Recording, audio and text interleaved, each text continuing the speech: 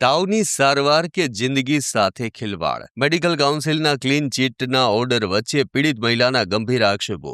જુઓ આ ચોંકાવનારો અહેવાલ. એક સામાન્ય તાવની સારવાર અને મહિલાની ચામડી ઉખડી ગઈ, વાળ ખરી ગયા. હોસ્પિટલ સામે ગંભીર આક્ષેપ, પણ સરકારી કાગળો કંઈક અલગ જ વાત કરી રહ્યા છે. આખરે શું છે સમગ્ર હકીકત? રાજકોટની જાણીતી મેડિકલ મલ્ટી સ્પેશિયાલિટી હોસ્પિટલ અને ત્યાંના ડોક્ટર અમિત વસાણી અત્યારે સોશિયલ મીડિયાથી લઈ તબીબી આલમમાં ચર્ચાનો વિષય બન્યા છે. કાલાવડના મછલીવડ ગામના એક પરિવારનો આક્ષેપ છે કે ડોક્ટરની કથિત બેદરકારી અને હેવી ડોઝના કારણે એક નિર્દોષ મહિલાની જિંદગી બરબાદ થઈ ગઈ. પરિવારનો આક્ષેપ છે કે સારવાર દરમિયાન આપવામાં આવેલા હેવી ડોઝના કારણે મહિલાની ચામડી ઉખડી ગઈ, માથાના વાળ પણ જતા રહ્યા. એમ કહીએ કે મહિલાનો માંડ જીવ બચ્યો. પીડિત પરિવારે આ મામલે ન્યાયની ગુહાર લગાવી હતી અને સમગ્ર મામલો ગુજરાત મેડિકલ કાઉન્સિલ સુધી પહોંચ્યો હતો. પરંતુ આ કેસમાં હવે એક નવો વળાંક આવ્યો છે. ગુજરાત મેડિકલ કાઉન્સિલ દ્વારા બહાર પાડવામાં આવેલા સત્તાવાર પત્ર મુજબ આ મામલે ઊંડી તપાસ અને બંને પક્ષોની રૂબરૂ સુનાવણી કરવામાં આવી. કાઉન્સિલની એક્ઝિક્યુટિવ કમિટીએ સર્વાનુમતે નિર્ણય આપ્યો છે કે ડોક્ટર અમિત વસાણી સામે